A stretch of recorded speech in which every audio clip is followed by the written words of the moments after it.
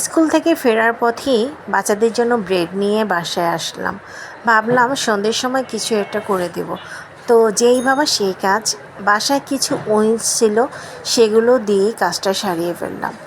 ভাবলাম এই উইংসের পিসগুলো যেহেতু জুসি হয়, থান আর থাই থাইর পিস, লেগ পিসগুলো আর উইংসের পিসগুলো খুব জুসি হয়। তো উইংসের পিসগুলো দিয়ে আমি আজকের ব্রেড পিৎজা তৈরি করব। গরম গরম অবস্থায় আমি হাড় থেকে মাংসগুলো ছাড়িয়ে নেওয়ার চেষ্টা করলাম।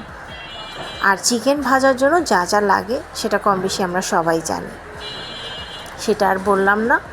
মাংসগুলো হাড় থেকে ছাড়িয়ে নিয়ে 3টা ব্রেড নিলাম। যেহেতু আমরা 3জন খাবো, সেজন্য 3টা ব্রেড প্রথমে নিয়ে নিলাম। তারপর কিছু টমেটো সস, মেয়োনিজ প্রথমে ব্রেডের উপর দিয়ে দিলাম। তারপর যে মাংসগুলো হাড় থেকে ছাড়িয়ে রেখেছিলাম উইংসের, সেগুলো এখন দিয়ে দিলাম পরিমাণ মতো। 3 পিস করব দেখি আমি একদম অল্প পরিমাণে চিকেন নিয়েছি।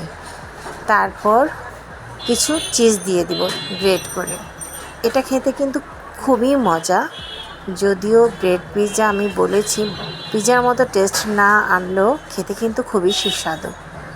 পরিমাণ মতো মোজারেলা চিজ আমি একদম গ্রেট করে দিয়ে ওভেনে বেক করতে দিব প্রায় 1 মিনিটের মতো। তারপর নামিয়ে আরও কিছু সস দিয়ে ব্রেডটাকে দিয়ে তারপর গরম গরম পরিবেশন করব। আমরা সবাই টেস্ট করেছিলাম, কতটা জুসি হয়েছে তা নিশ্চয়ই দেখতে পেরেছেন।